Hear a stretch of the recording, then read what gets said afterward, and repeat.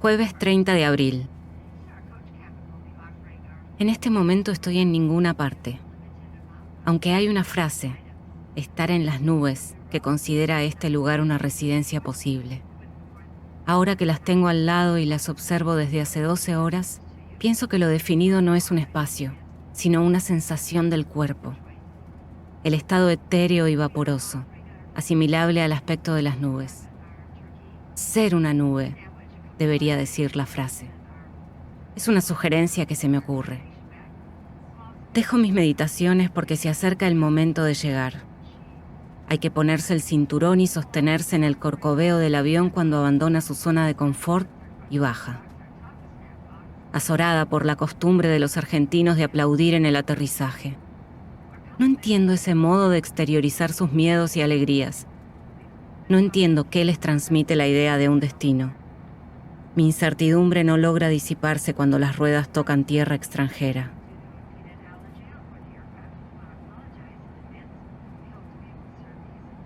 Mientras espero que abran las compuertas para salir, chequeo la lista que hice en Buenos Aires. Avión.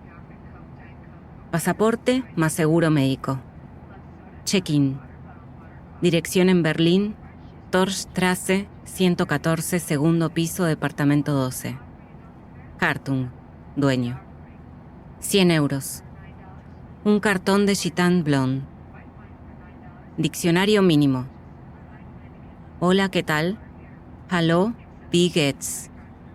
Por favor, bitte. Disculpas, Entschuldigung. Chau, tschüss. Viernes 1 de mayo, Berlín. Noche. Nuestro encuentro fue raro. Hace 3 meses que estás acá. Me sorprendió que ya hablaras alemán. Quedé atónita mientras le hacías un chiste al taxista que nos llevó. Los asientos eran de un cuero liso y reluciente que en cada frenada me hacía deslizar un poquito más hacia el suelo. El edificio donde está nuestra casa es muy lindo. De afuera no parece, pero nada más atravesar el pesado portón de hierro, se entra a un gran patio con plantas y bicicletas al que dan todas las ventanas. Nuestro departamento está en el segundo piso. Subimos la escalera en silencio, con mi valija golpeando en los bordes de los escalones. Adentro las paredes y los muebles son blancos y casi no hay decoración. Me esperaba una mochila de lona, como la que usan todas las chicas en esta ciudad. Tenía un kit que habías preparado con un mapa de Berlín, otro del subte, unos anteojos de sol, hebillitas para el pelo. Era un regalo de recibimiento. ¿Será que tengo que camuflarme? Al atardecer bajamos al bar de al lado y nos encontramos con Bergen, el poeta del que te hiciste amigo los primeros días de tu beca de escritor. Tenía puesta una camisa de mangas cortas floreada que resaltaba entre los vestuarios monocromos de los demás bebedores. Vive cerca. Hablaban en inglés por encima de la música, y aunque dije que los comprendía, no lo hacía. Al principio sí, pero después la conversación se aceleraba y alejaba de mi discernimiento. Bajé el nivel de atención, con ayuda de la cerveza y el cansancio. Tu cara matizada por la luz sepia, tus rasgos filosos tan amados, investidos por los gestos de otra lengua. Por último, solo percibía un murmullo gutural, al que cada tanto sonreía o asentía. Cuando quedamos solos me comentaste que Bergen escribe poesía más bien experimental, que no le interesa demasiado el resultado de sus textos. Lo dijiste con admiración, porque entiendo que te pasa lo contrario. Estás preocupado por ese resultado. Tenés que escribir el texto final de la beca. Ya en el departamento, me llevaste de la mano hasta la cama. Por alguna razón que desconozco, el colchón no es de resortes ni de goma espuma, sino inflable. Extrañaba el contacto con tu piel, pleno, sin mediaciones. Pero había algo tenso en el abrazo. Las posiciones iban alternándose maquinalmente. Subo, vuelvo a bajar, me agarro de vos tan fuerte que se me acalambra el arco del pie. Cada uno sabe y hace con precisión lo que al otro le gusta. Ponemos el cuerpo de memoria, como si no hubiera lugar para la sorpresa ni la improvisación. Ahora te duchás con la puerta entreabierta. Yo escribo esto y noto que en la cama no hay sábanas. Solo un edredón blanco. Es lo que se estila en Alemania. Deduzco que lo esperable es una única temperatura posible, sin ninguna clase de matices. El frío. Sábado 2 de mayo. Mite. Mañana. ¿Qué escribirá Bergen? Vengo leyendo muchos textos sustentados en la creencia de que todo puede ser poesía. Incluso autores que hace tiempo me cautivaban insisten con esa idea tan seductora y libertaria de que todo es poesía o puede serlo. Pero sé que no siempre funciona esa máxima, y que la poesía pueda estar hecha de cualquier cosa no quiere decir que cualquier cosa sea poesía. Como esto que escribo acá. Es que la poesía nunca me pareció algo fácil, como no es fácil el amor, ni mucho menos la distancia, aunque estos sean los temas de la poesía por excelencia. Tarde. Ordené mis cosas en el placard. Leí, dormí una siesta, cociné, aún sumida en la bruma del jet lag. Te observé trabajar. Estás completamente concentrado en la beca. Absorto. Yo, discreta pero atenta, espero los momentos en los que haces contacto y podemos iniciar una conversación. Antes de viajar, mientras intentaba ponerme en tema, estuve escuchando unas canciones de Schumann sobre poemas de Heinrich Heine llamadas Dichterliebe o Amor de poeta. El protagonista es precisamente un joven poeta enamorado que empieza su relato diciendo: en el maravilloso mes de mayo, cuando todos los capullos se abrían, fue entonces cuando en mi corazón nació el amor. Me cautivó la coincidencia. En mayo volaba para acá. Pero con el correr de las canciones el joven comienza a sufrir. Su amada lo abandona. Le impone de alguna manera una distancia. Él llora, se interna en el bosque y exclama: si las florecillas supieran. Supongo que ya nadie quiere ser esa clase de poeta y amar de esa manera sin remedio, absoluta, total. Noche. Bar de Torstrasse. Pero mucho más difícil que la distancia es la cercanía. Domingo 3 de mayo. Fuimos a conocer el barrio. Me entusiasmo pensando en los días que tenemos por delante. Quisiera aclimatarme rápido. Me mostraste la plaza más cercana, con sus bancos y toboganes plateados, el prometedor local de productos orgánicos, el restaurante árabe donde comer shawarma y kebab. Después nos desviamos unas cuadras conversando, mientras te contaba chismes y nimiedades de nuestros amigos en Buenos Aires. Quién publicó un libro nuevo, quién se peleó con quiénes están saliendo. Nos topamos con un parquecito atravesado por senderos de piedra que parecía apropiado para sentarnos a descansar. Muy verde y bastante apartado, pese a estar en pleno Mite. No lo conocías. Nos pareció extraño su silencio.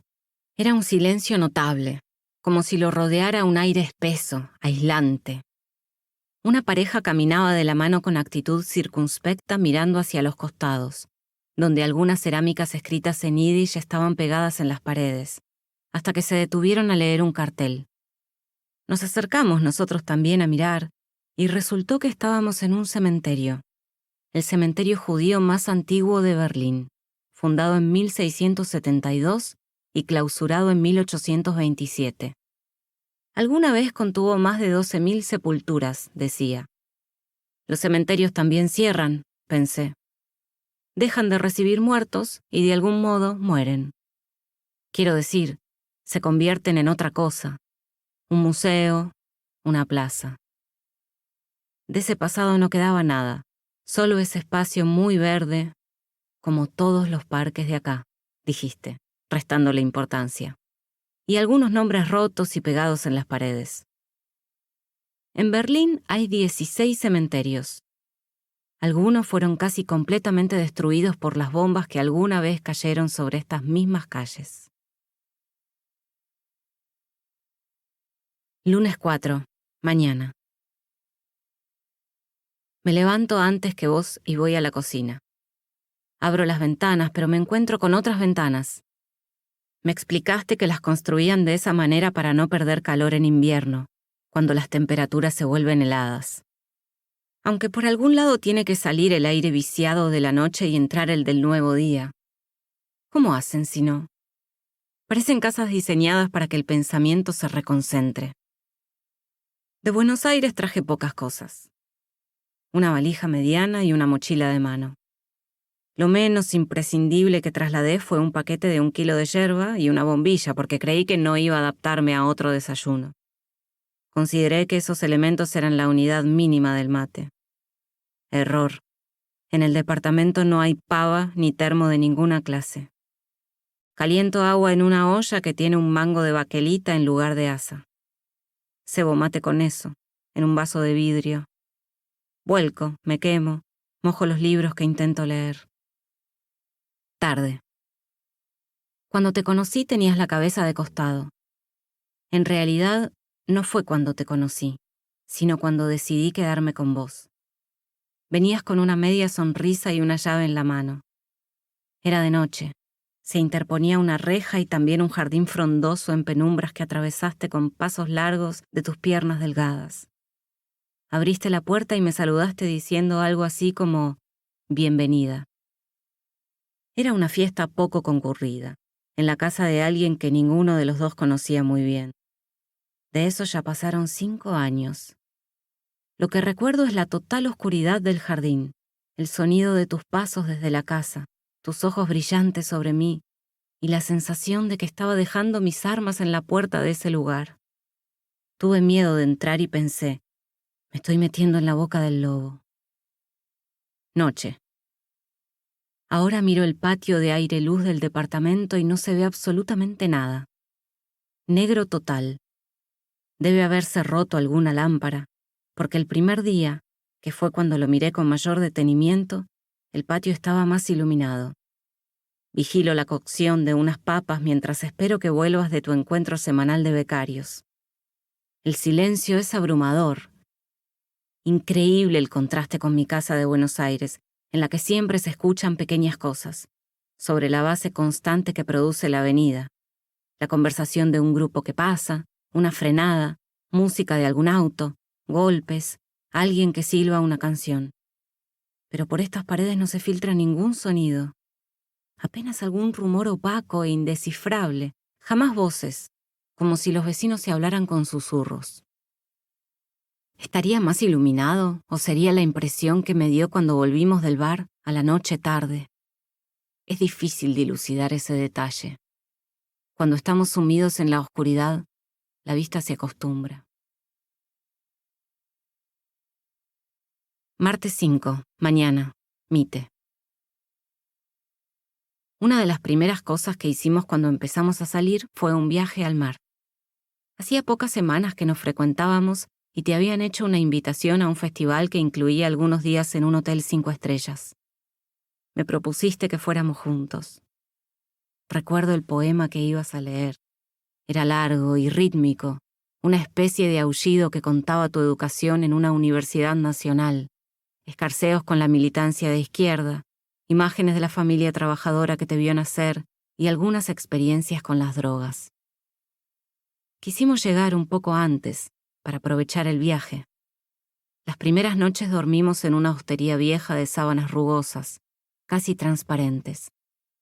La mayor parte del tiempo la pasamos en la cama fumando y riendo, o en un balcón diminuto desde el que se veía un fragmento de costa. Una noche cenamos en un restaurante de pescadores en La Escollera, 100 metros adentro del mar. Las olas golpeaban, crispadas, mientras abríamos mejillones. Por momentos teníamos que levantar la voz para escucharnos. Después, nos trasladamos al hotel reservado por el festival. Fue como ascender de clase social en una semana. Las frutas multicolores del desayuno, la tersura de las toallas blancas, la bañadera enorme y resplandeciente. Llegaron otros poetas invitados y compartimos alguna cena, alguna zambullida en la pileta cubierta. Era divertido sociabilizar, pero al mismo tiempo nos resultaba innecesario. Ya habíamos encontrado nuestra tribu, nuestra célula, nuestra unidad mínima. La sensación era que en cada segundo estábamos percibiendo lo mismo, intercambiando una misma sustancia que entraba por los ojos y salía por la nariz. Hablamos tanto, leímos tanto. Corregiste tu poema y yo corregí algunos míos. Todo lo que se presentaba por delante era inmenso y era hermoso. Tengo una foto que me sacaste en esos días. Estoy sobre la escollera, el viento me levanta el pelo y atrás el cielo está completamente limpio. Hay ilusión en la manera en que miro al mar, también en la manera que elegiste mirarme vos. Tu poema no hablaba de mí, pero tu voz me llegaba del modo que siempre lo hizo, fuerte, grave, con determinación. Miércoles 6, mañana. Anoche nos tocaron la puerta 2 señoras. Fuiste a ver qué querían con tu alemán recién estrenado. Me asomé al pasillo y las vi. 2 rubias de 60 años, pelo corto y ceño fruncido, paradas una junto a la otra de modo tal que entraban ambas bajo el marco de la puerta. Quise acercarme, pero me hiciste un gesto tenso con la mano de que te dejara vos. El problema consistía en que había música y estábamos fumando en la cocina. Nos hicieron saber, con ninguna amabilidad, que se escuchaba en el patio de aire-luz. A las 12 de la noche acá hay que apagar todo. Comunicarse con señas. Jueves 7, mañana. Apareció un misterioso papel anónimo debajo de la puerta, dirigido a Hartung, el dueño del departamento, a quien nunca vimos, porque nuestro arrendador es a su vez inquilino de él. Parece que esto pasa todo el tiempo en Berlín. Inquilinos de inquilinos que con ese proceder desataron una inflación imparable en los alquileres. Pienso que por más que seamos extranjeros, latinoamericanos, y no precisamente adinerados, estamos produciendo un descalabro. Aunque hay quienes se benefician con nuestra circunstancia. Como en toda posición de asimetría, siempre hay alguien que está lucrando. Viernes 8 de mayo. Treptower Park. Se están cumpliendo 70 años del fin de la Segunda Guerra y se percibe un clima raro en la ciudad. Todos los diarios hablan del aniversario, lo celebran como el fin de una dictadura. Hoy llegaron los lobos de la noche, motociclistas rusos que atravesaron 6.000 kilómetros para dejar flores en el monumento a los soldados soviéticos caídos en combate. Las autoridades no querían dejarlos entrar al país, pero quedaron presas de la corrección política. Más aún siendo el aniversario de un final que empezó acá, en esta ciudad, con los alemanes perdiendo. Salió el sol y me propusiste ir a verlos. Son como los Hells Angels, pero de Vladimir Putin. Vienen viajando en caravana desde hace meses. Pasaron por Bielorrusia, Polonia, República Checa, Eslovaquia, Austria. El trajín no se les nota. Están impecables con sus largos cabellos rubios, las camperas de cuero y tachas, las motos enceradas en fila, las banderas flameando sin una arruga. Todo brilla como el acero. El monumento al que peregrinaban está en el Treptower Park, cementerio de más de 7.000 soldados del Ejército Rojo. Se empezó a construir al terminar la Segunda Guerra y se inauguró en 1949. En la escultura principal, un enorme soldado ruso levanta a una niña en brazos, mientras clava una espada grande sobre una esvástica rota. En el dibujo original del monumento había una ametralladora automática en manos del soldado. Fue Stalin quien sugirió sustituirla por esta otra arma, quizá más evocativa.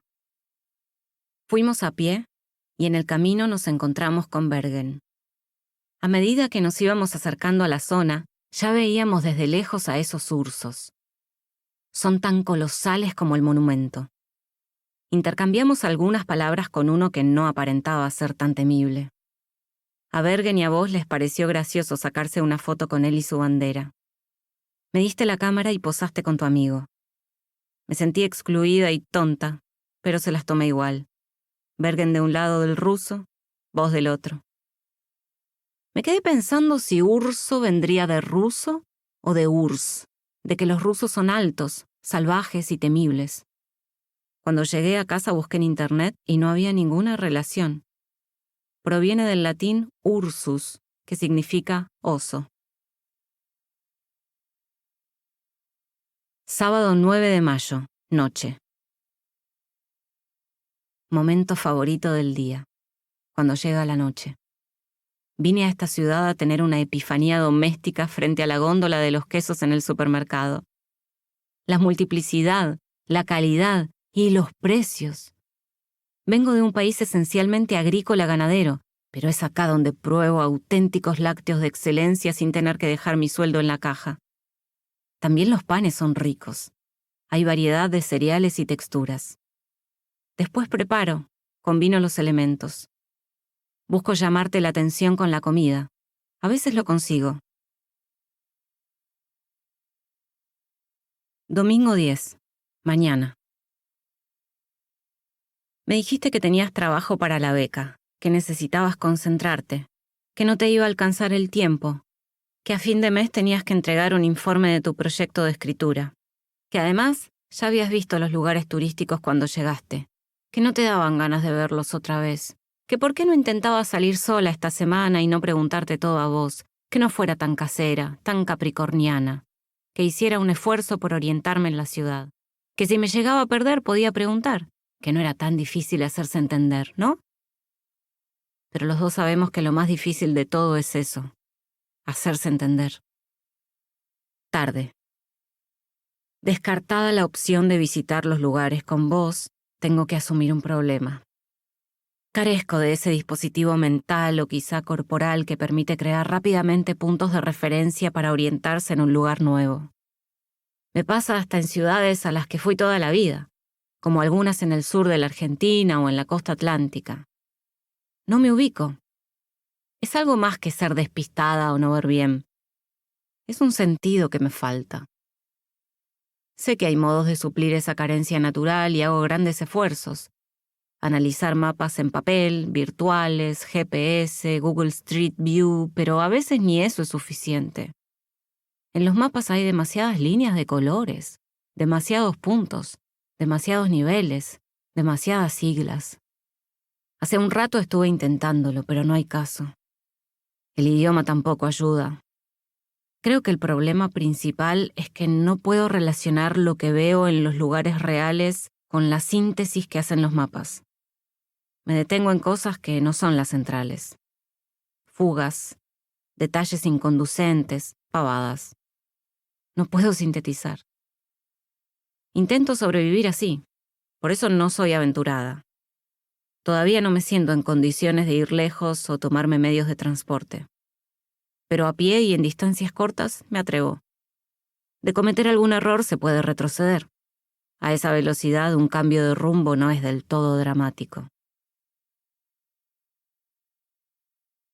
Lunes 11, mañana. En Internet dice que la orientación es la acción de ubicarse o reconocer el espacio circundante. La noción proviene de la palabra oriente, es decir, el punto cardinal este. Tiene sentido. Es por donde sale el sol, probablemente el punto de referencia más concreto en el espectro de lo visible. Oriente, a su vez, viene del latín oriens, participio de oriri, aparecer, nacer, denominación que se le dio en la antigüedad por ser el plano desde donde se asoma el astro de fuego. Por extensión, en la cultura occidental se le otorgó este nombre a Asia, el territorio que está al este del lugar de observación. El Oriente era todo eso exótico, misterioso, desconocido. Orientarse es para mí poder ir a lo desconocido y saber volver después. Si orientarse es mirar hacia la salida de sol, en esta ciudad se torna más que difícil. Casi no hay sol, ni saliendo ni entrando. Como si alguien hubiera puesto un techo natural. Día tras día el cielo se presenta de plomo. Tarde. Anoche hablé por teléfono con mi madre. Entre las decenas de recomendaciones que me hizo, La más insistente fue que saliera del departamento de una vez. No podía creer que más de 10 días después de mi llegada a la ciudad aún no hubiera ido a un museo. Argüí problemas de distinto tipo: jet lag, un texto que tenía pendiente mandar a Buenos Aires, la intención de conocer primero el barrio circundante, pero le di la razón y prometí que no pasaba de mañana. Mi madre se está jubilando después de 30 años de ser profesora de historia y desborda de energía. Empezar una etapa desde cero la rejuvenece. Tiene por delante una nueva identidad a la que debe ir llenando con algún contenido: cursos de jardinería, arte oriental, inglés, tés con amigas, viajes por la Argentina con mi padre que, como yo, odia viajar. Pensé en ellos durante su primera juventud, la verdadera, cuando se conocieron y enamoraron. Hay un libro que me recuerda a eso. Es tan viejo que se está desmaterializando. Cada vez que lo ojeo, por más cuidado que ponga, de las puntas de las páginas cae un polvillo dorado que parece papel muerto. Es el texto de un alemán que habla sobre Buenos Aires. Era de mi madre, pero en algún momento, con alguna excusa, me lo llevé de su casa y me lo quedé. Son las crónicas de Ulrico Schmidt, el viajero que llegó con Pedro de Mendoza al Río de la Plata en 1536 y escribió y dibujó todo lo que veía. Mi madre se compró ese libro cuando estudiaba Historia Argentina 1 y se juntaba en la Biblioteca Nacional con compañeros y compañeras. En ese lugar leyó a Ulrico Schmidl, o Schmidl, o Schmidt, soldado y cronista que se hizo célebre por la publicación del volumen donde registra los 20 años que vivió junto a los conquistadores de la cuenca del río Paraná. El título con el que se conoció fuera de Alemania es Derrotero y viaje de España a las Indias, y así lo tengo yo, pero el original era verídica descripción de varias navegaciones, como también de muchas partes desconocidas, islas, reinos y ciudades, también de muchos peligros, peleas y escaramuzas entre ellos y los nuestros, tanto por tierra como por mar, ocurridos de una manera extraordinaria, así como de la naturaleza y costumbres horriblemente singulares de los antropófagos, que nunca han sido descriptas en otras historias o crónicas, bien registradas o anotadas para utilidad pública. Durante mucho tiempo Ulrico fue la única fuente para la historia de la conquista del Río de la Plata. Alrededor de sus palabras se crearon imágenes y teorías. Describió el aspecto de querandíes y charrúas, que le parecieron tan enigmáticos como sus compañeros conquistadores. Fue el primer extranjero que, además de verlos, los contó, aunque con cierta distancia.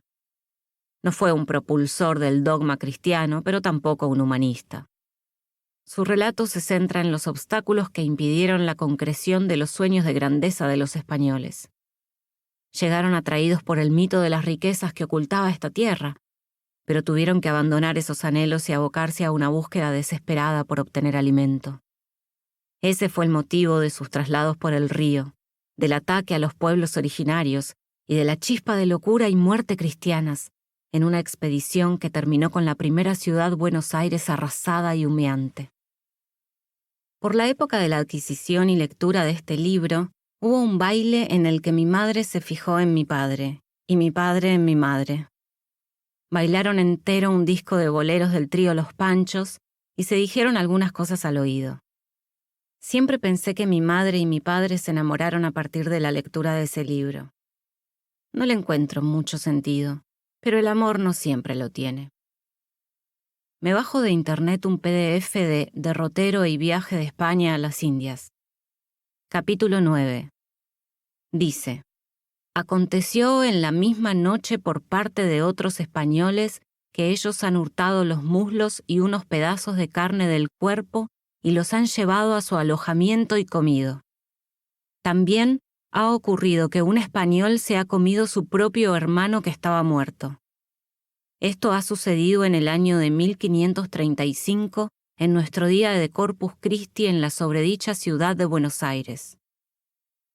Es más largo y es terrible. Eso ocurre con los orígenes. Hay un viaje muy ansiado e imaginado, tras el cual lo que se encuentra es otra cosa. Aún así, o precisamente por ese intercambio, hay un relato. Todo recomienza después del fuego y la decepción. Pero queda un residuo, una ceniza. Cae un polvillo dorado, como una constatación. Martes 12. Isla de los Museos. Decidí hacer una prueba. Fui a la Alte Nationalgalerie, que queda a pocas cuadras de la casa. El camino es apaisado y en un momento se llega al río Spree. Lo que se ve es un pequeño fragmento. Aún así, saber que su curso sigue y se ensancha alivia. El río de una ciudad es como su ombligo. Al verlo se entra en confianza. Hay un punto de referencia. Más tarde seguro olvidaré su ubicación, pero mientras tanto lo miro, me aferro, trato de grabar sus formas ondulantes. En la mesa de informes me ofrecieron una audioguía del museo. Con esa compañía en español ibérico, deambulé por el edificio, que es una especie de moderno templo romano. Subí y bajé las escaleras arrastrando los pies, vapuleando en vano el folleto donde señalaban el contenido de cada sala. Al final de la tarde eran las escaleras lo que más conocía del museo. Caracol, pero gigantes y blancas, como esculpidas en hielo. El lugar elegido por los niños para empacarse, mientras sus padres los tironeaban para seguir el recorrido. Cuando ya estaba de salida, descubrí la sala dedicada a Caspar David Friedrich. En un arco de 360 grados, todo eran los ocres y azules paisajes de Friedrich, siempre con personajes que nos dan la espalda, como si hubieran llegado a mirar esos paisajes segundos antes que nosotros. El tamaño fue lo más sorprendente. Lo sublime para este pintor mide 55 por 71 centímetros. Eran imágenes que había acariciado cientos de veces en reproducciones de Taschen. Me saqué los auriculares y escribí algo que quizás sirva para un poema. Después me quedé sentada en el banco central mirando las pinturas. No sé cuánto tiempo pasó. En un momento, un hombre de uniforme se acercó suavemente y me dijo algo que no entendí. Miré a mi alrededor y descubrí que era la única persona en la sala. Estaban cerrando. Tarde. El árbol solitario, de Caspar David Friedrich. Hay 7 picos en el cielo de las 6 de la tarde.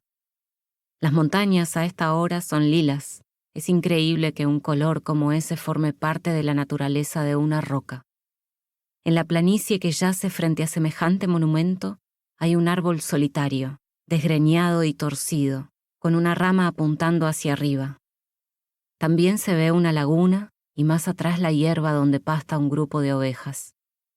Cierta luz que atraviesa las nubes mancha de forma desigual lo que se posa sobre la tierra. Hay una franja iluminada al fondo. Más allá, unos arbustos, y a lo lejos se adivina una ciudad en las sombras del valle. El telón son las montañas y un cielo azulino que se va aclarando a medida que desciende sobre el horizonte. El centro de este paisaje es el árbol, un roble maltrecho pero que sirve de respaldo al pastor que vela por sus animales. Aunque no lo hará, la rama más alta intenta tocar el cielo. Noche. No es que crea ser un árbol solitario.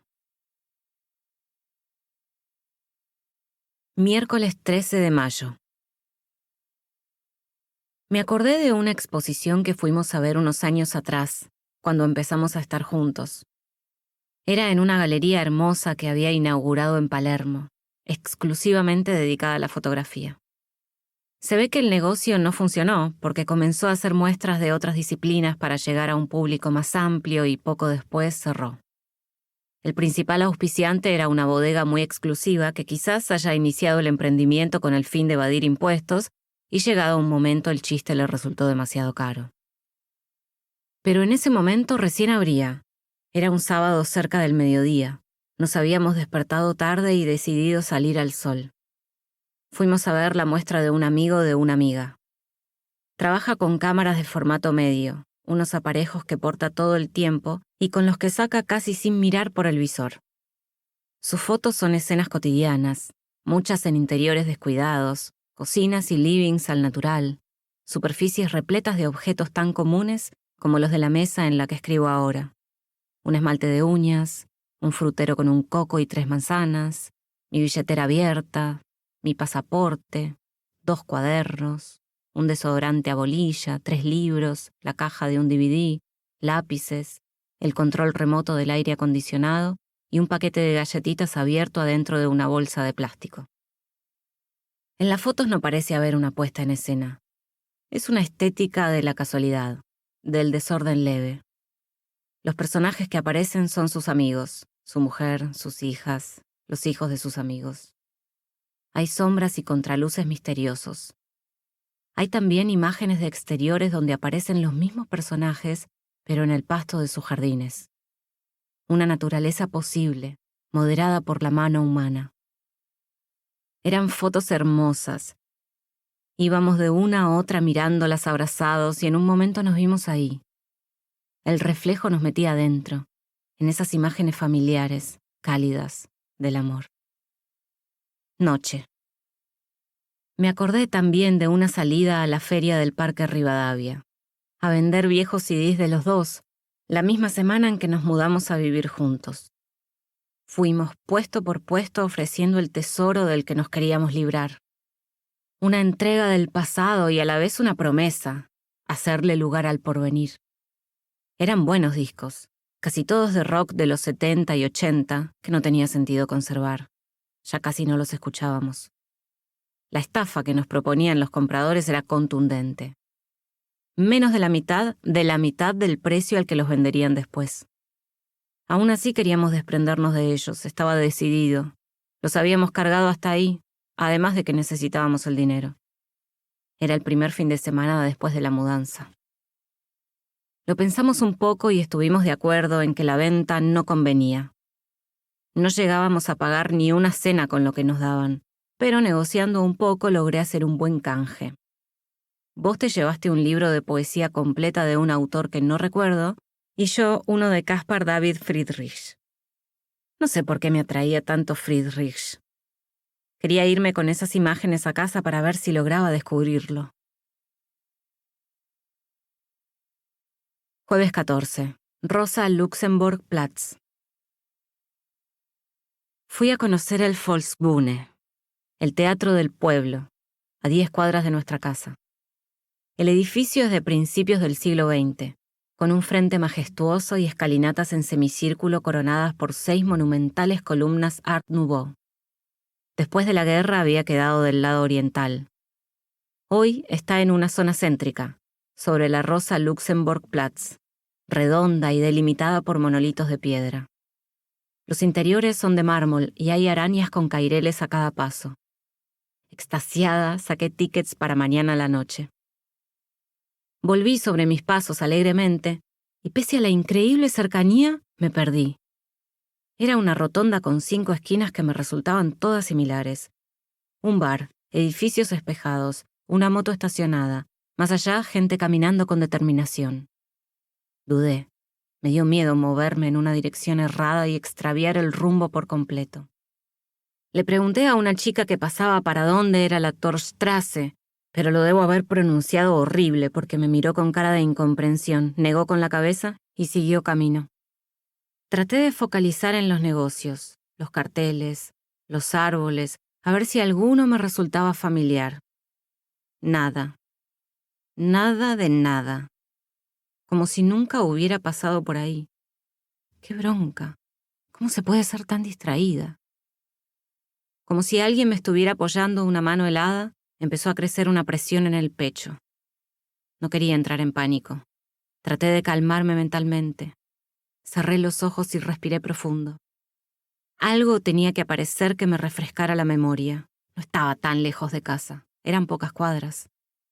Pasó un hombre de traje y atiné a preguntarle si conocía la Torstrasse, pero ni siquiera se molestó en contestar. Durante unos minutos no pasó nadie más.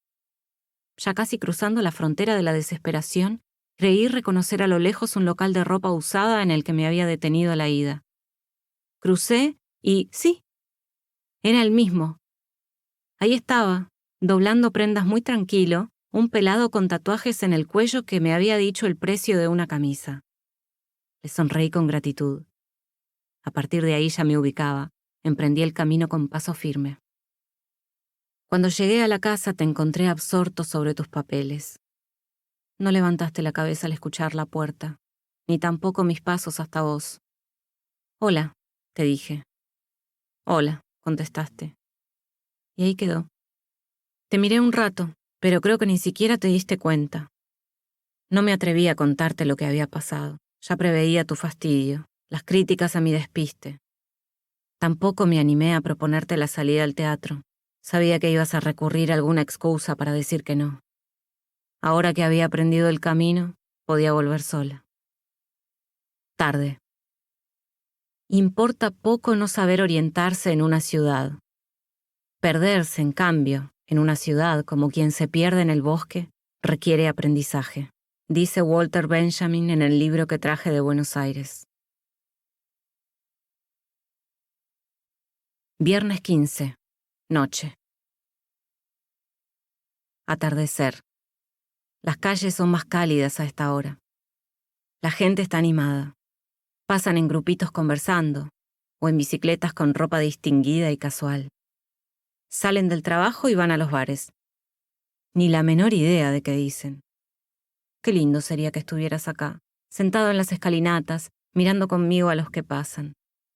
Hago tiempo fumando, hasta que una campanada solemne anuncia el inicio de la función. Los espectadores deambulan entre el guardarropas, la pequeña librería y una barra donde venden botellas de agua y vino blanco. Vengo decidida a quedarme todo lo que pueda resistir, aunque la pieza dure 4 horas y sea hablada, por supuesto, en alemán. Es El maestro constructor, de Henrik Ibsen, dirigida por Frank Castorf.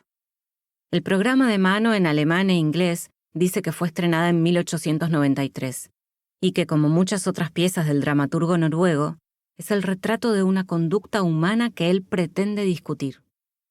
En este caso, la crítica es a la ambición, a la búsqueda del éxito a cualquier precio. Un arquitecto que se muere al caer de una torre que él mismo ha construido. Empieza la obra. No entiendo ni una palabra. Solamente puedo volcar impresiones acá. La escenografía está dividida por la mitad. ¡Qué obsesión con dividir todo en 2! Del lado izquierdo hay una cocina con armarios de fórmica blanca, vajilla y horno. Del lado derecho, un living. Muebles de madera, sillones de terciopelo y una gran biblioteca con libros de verdad. Hacen un huevo frito en tiempo real. La mímesis es total. Si algo denota el espacio es la sobreabundancia de recursos. Los actores gritan permanentemente. Deben estar enfrentando una situación grave. ¿Ruptura amorosa? ¿Expulsión del trabajo? Parecen sacados de un melodrama o de una ópera. No sé si es la lengua o el tono rígido, que todo el tiempo pienso que hablan como soldados. Tendría que haber buscado el argumento más detalladamente en casa, donde tenía Wi-Fi. ¿Encontraría la motivación si entendiera el idioma? Ahora hay un karaoke en el que cantan 4 canciones completas. Si algo denota la duración, es la sobreabundancia de recursos.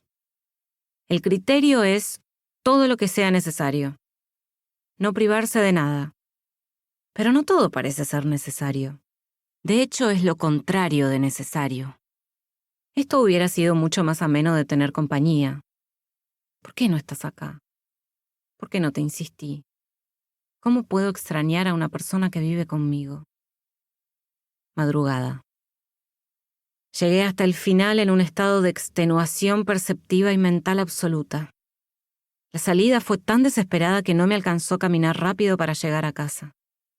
Por correr en medio de la noche cerrada me llevé por delante uno de los monolitos de piedra. Ahora vos dormís y yo me estoy mirando el moretón azul. Sábado 16. Noche cerrada. Estamos durmiendo en un colchón inflable que está pinchado. Vino con el departamento y hay que mudarse o tolerarlo así como está. Cuando nos acostamos está a tope. Nada parece anormal. Luego, en el transcurso de la noche, Empieza la fuga de aire. Muy lentamente vamos transformándonos en dos B cortas.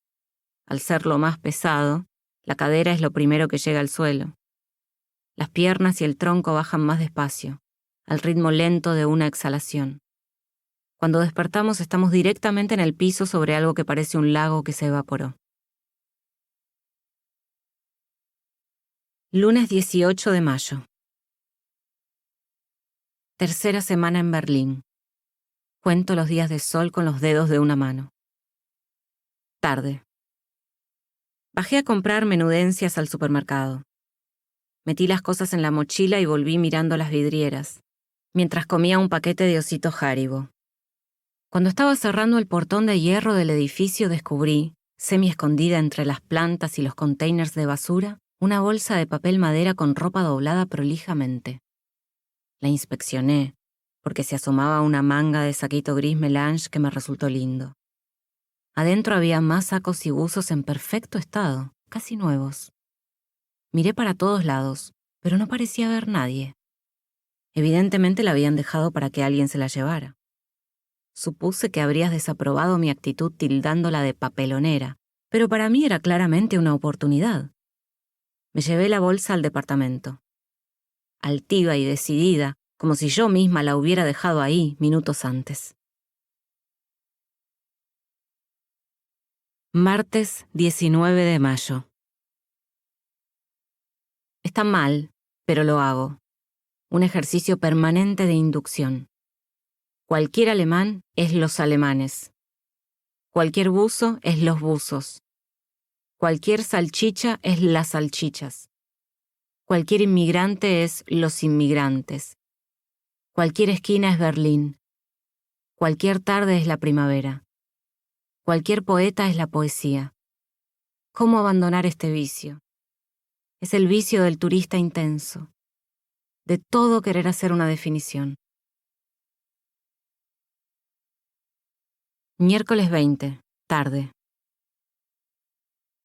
Pasé por la casa de camping que hay en la Rosenthalerstraße, buscando alguna solución para el colchón pinchado. Pensaba en parches de goma, como de bicicleta, algo que nos permitiera usarlo un tiempo más.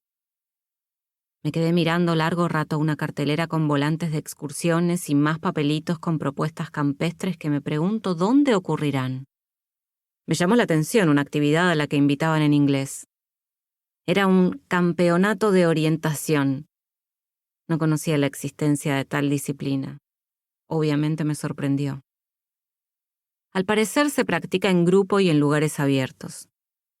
Su objetivo es desarrollar la capacidad para conocer en todo momento la ubicación del practicante con respecto a lo que lo rodea. Según leí en internet, se puede realizar a cualquier edad, con un mapa básico y una brújula. La idea es llegar a destino usando ese único instrumento de orientación. Puede ocurrir que haya que subir montañas, atravesar bosques o bordear lagos. Todo depende del paisaje. Por eso también lo entrenan montañistas y militares, como una herramienta para sus propios fines.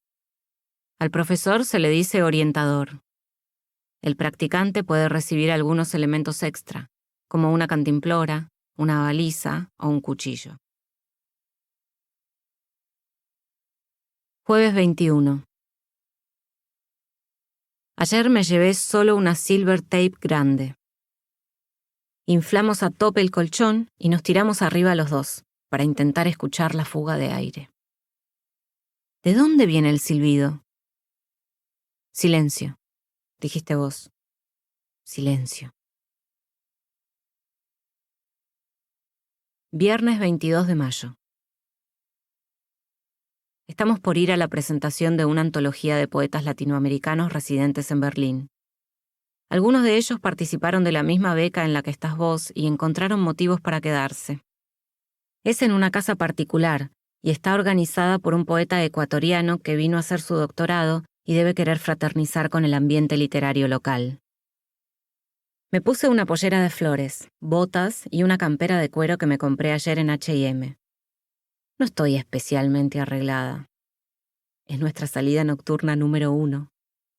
Mientras me pinto los labios, pasás por detrás de mí y decís algo así como, bueno. Es una manera muy retorcida de expresar que estoy linda. Casi invierte el significado de la frase. Pareciera que hubieras dicho, ¿por qué te arreglaste tanto? O, ¿a dónde pensás que vamos? Me saqué el rouge con bronca y tiré el papel al inodoro. Lo miré un segundo como si fuera un jirón de sangre en el agua, sin saber contra quién hacía eso. Si contra mí, contra vos, contra la poesía. Dejo esto porque ya salimos. Sábado 23 de mayo, mañana. Escribo lo de anoche. Viajamos en U-Bahn y bajamos en un barrio residencial. No había nadie en la avenida Kurfürsterdam. Atravesamos sobrios edificios y casas de estilo con jardines en el frente. Por todas partes reinaba el silencio. Identifiqué tiendas de alta costura con vidrieras extravagantes, pero ibas tan rápido que por seguirte no alcancé a ver nada. Caminamos en silencio 10 minutos hasta llegar a la dirección que tenías anotada en la mano. Alguien dijo después que ese era el barrio donde habían vivido David Bowie y su amigo Iggy Pop a fines de los 70. Como era de esperar, el departamento deslumbraba. Pisos de pinotea y techos altísimos con molduras serpenteantes. En cada cuarto una lámpara con caireles como copos de nieve. Habían despejado el living para la lectura. Solo quedaba un grupo de sillas de madera en forma de platea. A un costado se adivinaba el estudio, con bibliotecas de piso a techo. Quedé sentada al lado de un niño de pelo casi blanco, muy tranquilo, que comía confites. Los sacaba de a uno, eligiendo el color, los miraba y se los metía en la boca. Era el único que parecía estar disfrutando. De la lectura participaban 4 poetas de Bolivia, Perú, Chile y Guatemala, cuyos nombres no logré retener. Cerré los ojos para escuchar mejor. Sus versos eran impactantes, escritos con palabras nobles, como forjadas en bronce, como si para impresionar a los locales hubiera que decir cosas de peso. Bergen era el único germano de la lectura. Cuando le tocó hacer su intervención, dijo que quería ver cómo sonaban sus palabras en el aire. Luego actuó ese deseo de manera literal.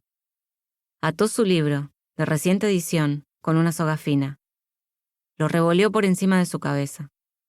Solté una carcajada y creo que no te gustó. Por un momento el niño suspendió los confites para ver qué estaba pasando. Apenas un rato después Bergen había perdido toda compostura y hablaba a los gritos con vos y los demás poetas. No supe de qué trataban sus poemas. Todos lanzaban risas sonoras, graves, de aprobación, fraternidad entre becarios de ayer y hoy. Escuché un poco las conversaciones sin lograr conectar con ninguna. Vos tampoco hiciste ningún esfuerzo por integrarme, al punto de darme ligeramente la espalda. Me fui a caminar por la casa con una copa de vino blanco en la mano. Husmeé los lomos de los libros en la enorme biblioteca. Me sorprendió encontrar algunos libritos de argentinos. También Heine, Novalis, Brecht. Pensé en robarme alguno, pero lo descarté. Por mi actitud altanera, iba a ser la principal sospechosa. Domingo 24 de mayo. Hoy finjo no estar triste ni enojada. Leo. También pienso en la velada de anoche.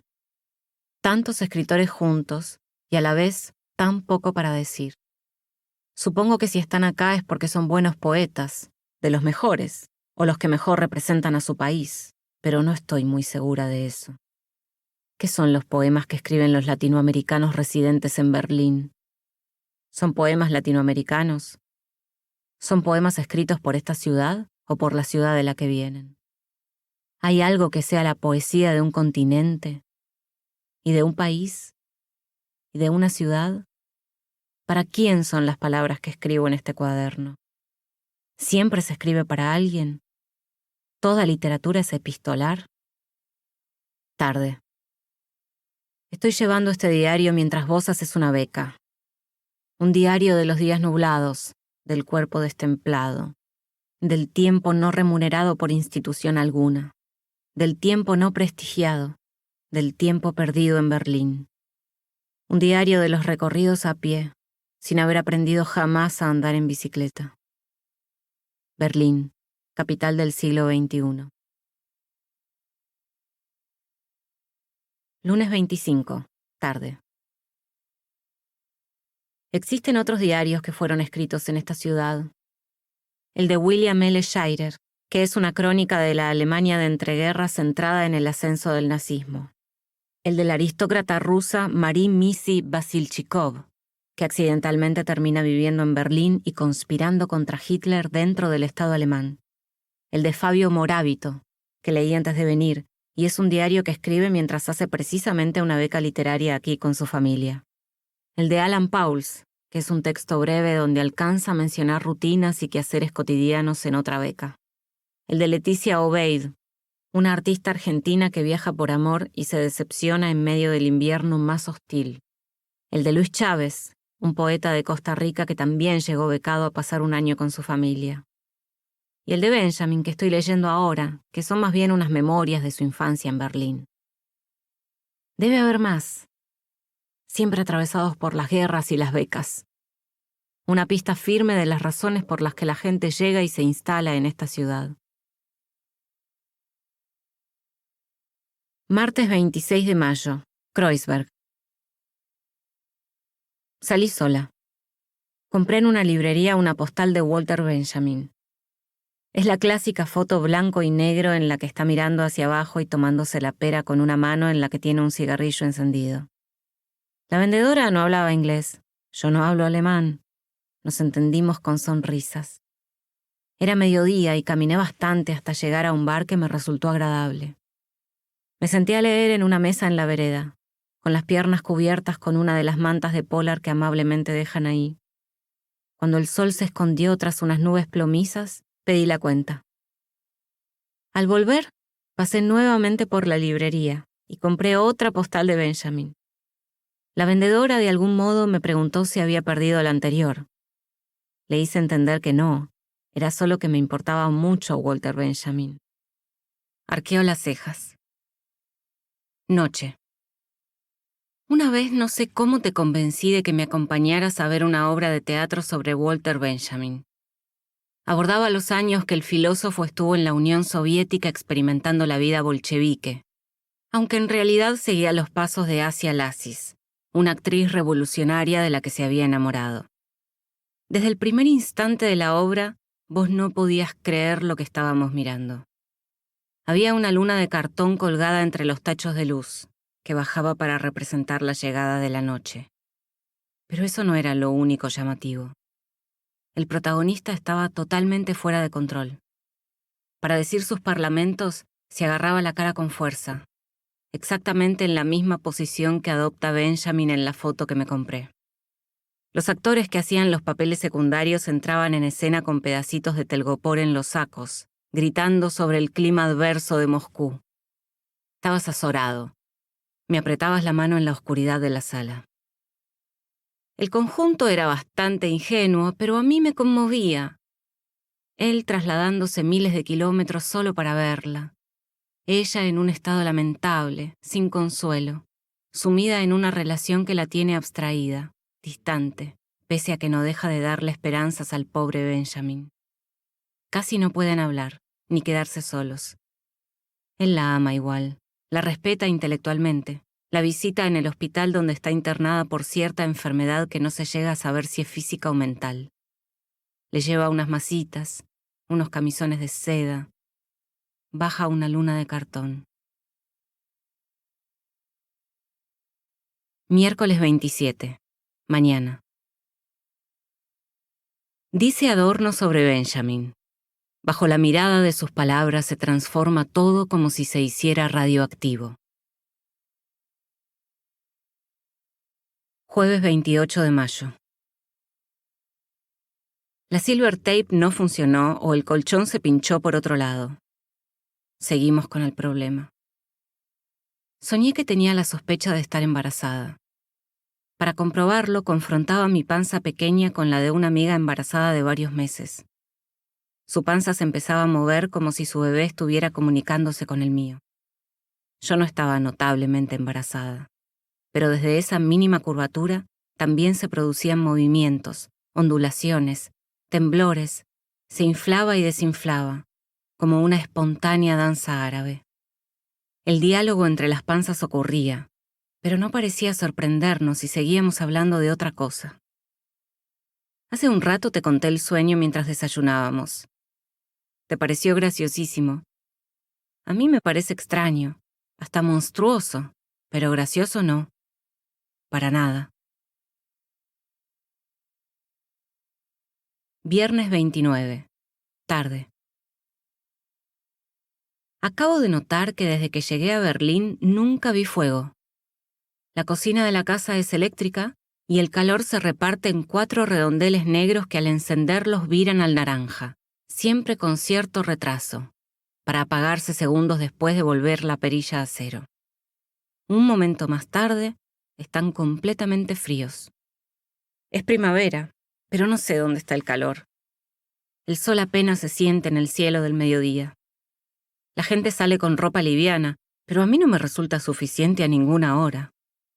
Lo vivo como un otoño, como si de un segundo a otro pudiera levantarse un viento traicionero, de esos que una vez que llegan se sabe que su frío ya no va a irse. Te digo que podríamos hacer un asado en Tempelhofer Feld, el viejo aeropuerto de Venido Parque. Bergen nos contó que ahí van los berlineses a cocinar salchichas con sus cervezas frías. ¿Te parece buena idea? Quizás en unos días. Me entusiasmo y te digo que podemos invitar a algunos de tus amigos de acá. Decís que sí, pero de inmediato volvés la vista sobre tu libro dando por terminada la conversación.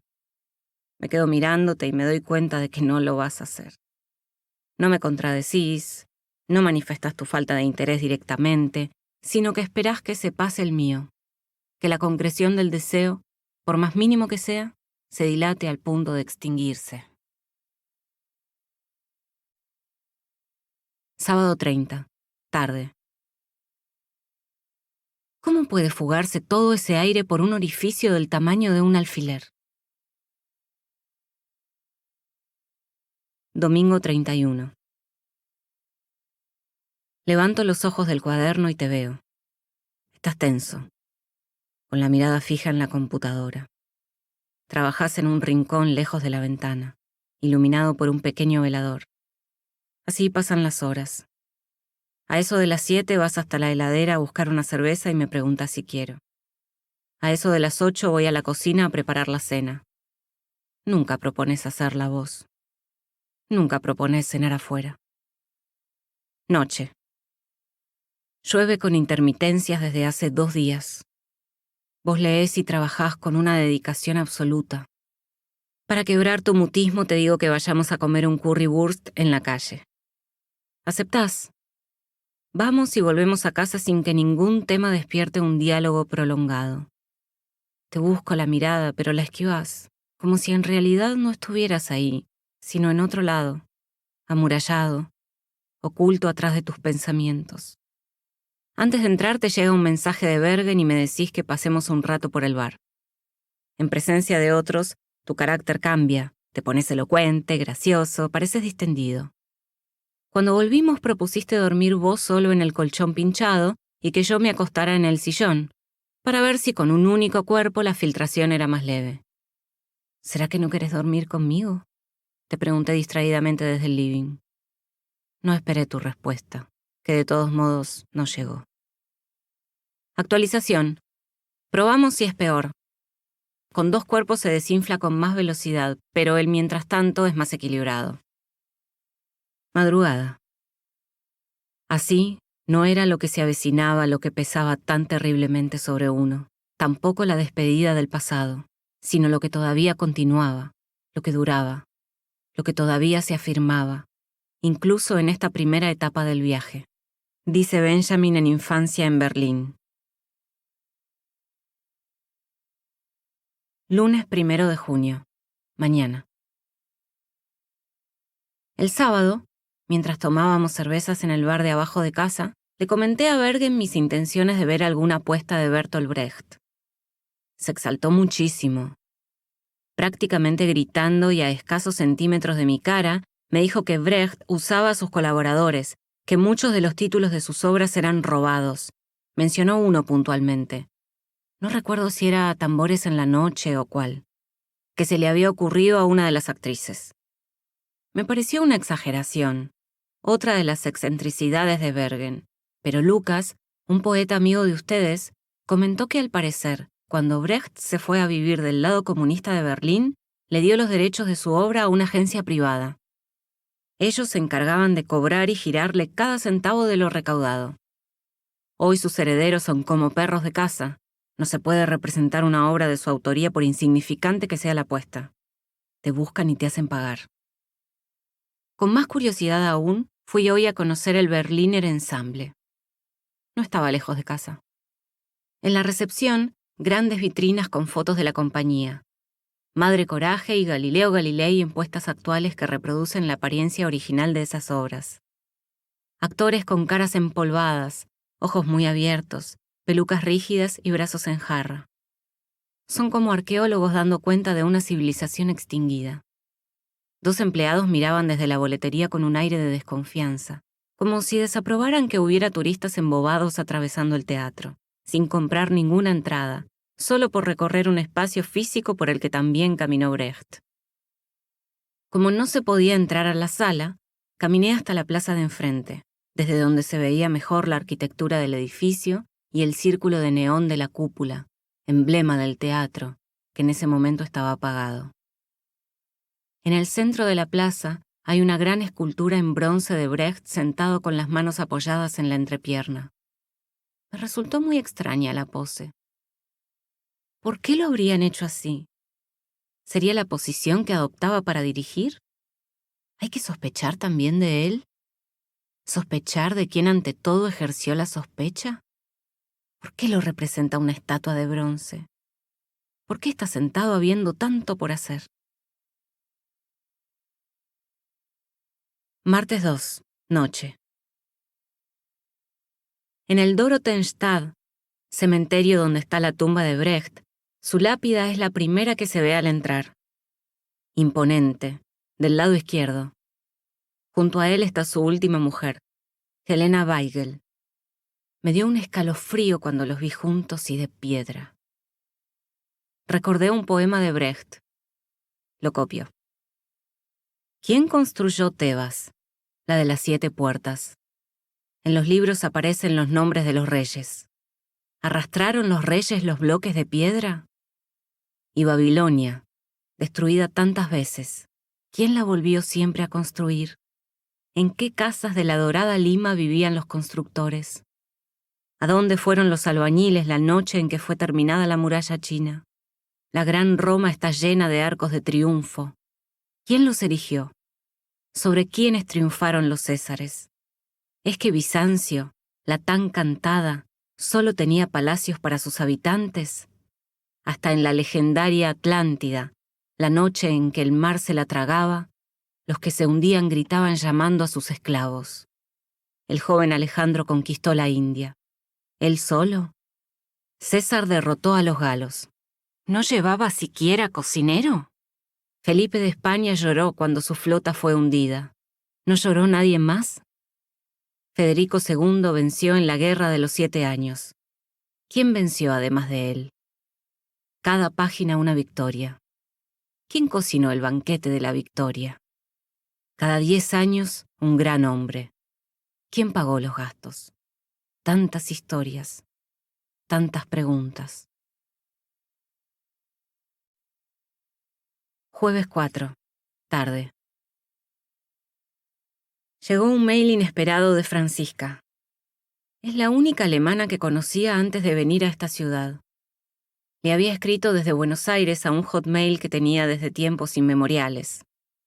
Me contestó un mes más tarde con palabras cariñosas en el español telegramático que aún resistía en su interior. Francisca. Mientras almorzábamos te hablé sobre ella porque no la conocías. Te conté cómo la había conocido 10 años atrás, en un festival de poesía que se hacía en la provincia de Buenos Aires, en un predio rodeado de bosque. Los asistentes eran poetas, pero también artistas variopintos y bohemios en general que iban abandonando su higiene con el correr de los días. Ella venía viajando por Sudamérica y acababa de llegar de Brasil, por lo que estaba haciendo una furiosa adaptación al español rioplatense. Me había sorprendido ver en ese caos a una persona tan callada y rubia, leyendo sola, en una de las largas mesas de madera que se usaban para comer. Me ofreció ensalada de zanahoria y ni bien me senté. No tengo la menor idea de por qué yo tenía conmigo un libro de Novalis. Hizo algún comentario y terminamos compartiendo lo que cada una había llevado para almorzar. Solitarias en ese ámbito, ganamos confianza rápido. Es complejo entender el humor con un grupo de palabras comunes tan reducido, pero en esa economía de recursos afianzamos una amistad. Regresamos a Buenos Aires en febrero y todavía quedaba un mes de calor furibundo. Nos enteramos de la existencia de una casa en Córdoba, cuyos dueños no iban a estar y nos dejaban las llaves. Decidimos escapar y pasar ahí el resto del verano. Caminatas matutinas, tarde frente al arroyo enmarcado por las sierras. En el camino de vuelta, iluminadas por el atardecer rosado, comprar cervezas. En la casa, leer y cocinar. Con frecuencia sopa de tomates. Siempre más Francisca que yo. Es que en ese entonces no sabía hacer prácticamente nada. Tenía una única especialidad que era una torta de limón y fue lo que hice. Pero en algún momento de la preparación olvidé la taza de azúcar que llevaba el relleno. Quedó tan ácida que parecía un chasco. Tuvimos que tirarla. No la quiso ni el Cusco que patrullaba la cuadra. Recuerdo particularmente unos baños de inmersión compartidos, en los que me contaba la historia de su familia. Tenía hermanos de diferentes padres y madres, descendientes de una suerte de hipismo germano que funcionaba de modo armónico y liberal. Eran de un pueblo cerca de Múnich, pero ella vivía en Berlín. No la veo hace más de 10 años y acaba de llegar un mensaje suyo. Su trabajo es a pocas cuadras de esta casa. Viernes 5 de junio, mañana. Sueño que estoy en mi casa y por la ventana del living, que es vieja y no cierra muy bien, entra un hombre de pelo largo vestido con una capa antigua. Es una suerte de vampiro, como un conde Drácula, por lo que me asusto y grito. Forcejeo para hacerlo salir, pero no lo consigo. No es especialmente agresivo. Aún así me da miedo. Luchando con todas mis fuerzas logro que retroceda hasta el balcón y lo saco. Pero vuelve a entrar, esta vez por la cocina, cuya ventana también es vieja y no cierra. Grito, llamo a la portera pensando que de ese modo voy a amedrentarlo. La portera viene a ver qué pasa y él se escabulle. Descubrimos que el pelo que usaba era una peluca. En su vida le quedó tirada en el piso. Me doy cuenta de que todo su atuendo es falso, que es un hombre común. Sigo en mis quehaceres cotidianos. Tal vez ya es otro día. Me dirijo al lavadero. Veo que la luz está prendida y sé que es él. Pierdo totalmente la paciencia y, enfervorecida, le pego varias veces con mis puños en la cabeza, que hace un ruido muy fuerte en cada golpe. Cuando retrocedo, veo un charco oscuro bajo su cuerpo. Comprendo que es sangre y que lo maté. Me despierto con el edredón húmedo por la transpiración y el piso frío en la espalda, apenas aislado por la capa ínfima del colchón pinchado. Sábado 6 de junio, tarde. Francisca escribió de nuevo y dijo que fuera a verla a la carpintería donde trabaja. Yo recordaba sus habilidades manuales. Una vez, mientras caminábamos por las rosas, pasamos por una casa en obra. Batimos palmas y ella preguntó si podía llevarse un pedazo de madera que estaba tirado en el pasto. Los obreros sonrieron por lo bajo y le dijeron que no había problema, pero que era un poco grande para llevárselo a mano. Francisca asintió. Les pidió prestada una sierra eléctrica que se asomaba sobre una tabla con caballetes y sin esperar a que respondieran la encendió. Cuando vieron la precisión con que la utilizó, se llamaron a silencio. Tengo una tabla de picar con forma de corazón que me regaló ese día sonriente y que todavía uso. Ella decía que esa madera era la mejor. ¿Algarrobo? No puedo recordar cuál era. Domingo 7, mañana. Sueño que estoy en un congreso de literatura argentina para disertar acerca de una poeta sobre la que investigué en la universidad y en cuya obra, según el sueño, soy especialista. Cuando me toca el turno de hablar, camino hacia la mesa y me doy cuenta de que dejé mis papeles en casa. Desesperada, pienso alguna alternativa elegante. En un rapto de esperanza me fijo en el celular, rogando tener el texto en la casilla de mail. Lo busco con intensidad, pero los segundos pasan y no aparece el artículo. Entre el público hay un grupo de psicólogas. Las reconozco en ese momento con cierta sorpresa, porque todas tienen su consultorio en el edificio donde vivo. Las psicólogas están atentas, toman nota, mi falta las hace murmurar algo, cunde la indignación, y antes de que llegue a bajar del estrado, se retiran. Lunes 8, noche. Francisca está igual de bella. Su germanidad queda demostrada en unas arrugas leves que se formaron alrededor de los ojos. Su piel es tan finita que es como si se pudiera ver lo que hay abajo. Nos abrazamos emocionadas y me pidió que me sentara detrás del mostrador porque tenía que atender un rato más. La esperé leyendo. Le vendió una mesa ratona a un viejo canoso que parecía no poder con ella, pero después de pagar la levantó con un vigor insospechado y se la llevó. Cuando bajó el sol, Francisca cerró la puerta del local y me guió hasta el fondo, donde está su taller. Era un lugar tan perfumado que sentí como si entrara en un bosque sin hojas. Tomamos unos porrones de cerveza mientras nos poníamos al tanto, algo erráticamente, de nuestros últimos 10 años. No escribe más poesía. Le va bien con la carpintería. Tiene ganas de volver a viajar por Sudamérica. Le dije que yo no creía tanto en los viajes, que me parecía que estaban sobrevalorados. Me preguntó qué hacía ahí entonces y le dije que no sabía. Nos reímos. Me costó hablarle de vos. Cuando el alcohol empezó a hacer efecto, le pregunté por qué me había dejado de escribir. Sonrió y dijo que el español se le había perdido. Propuso ir en la semana al bosque de Grunewald. Recordé el nombre por haberlo leído en la cartelera de la casa de camping, donde anunciaban los cursos de trekking y orientación. Francisca dijo que sí, que vio gente ahí practicando ese deporte. Le divierte que me interese. Me dijo, no te veo, pero quizás este viaje te haya hecho cambiar. Coordinamos pasar la tarde ahí para que conozca el lugar. Me entusiasma, creo que me va a hacer bien dispersar la energía en la naturaleza. Intentar que se diluya mi malestar en el lago, como un cubito de hielo. Miércoles 10 de junio, bosque de Grunewald, tarde. El S-Bahn nos dejó a pocas cuadras. Fuimos por un camino que Francisca conocía. Me dijo que la entrada estaba algunos metros más allá.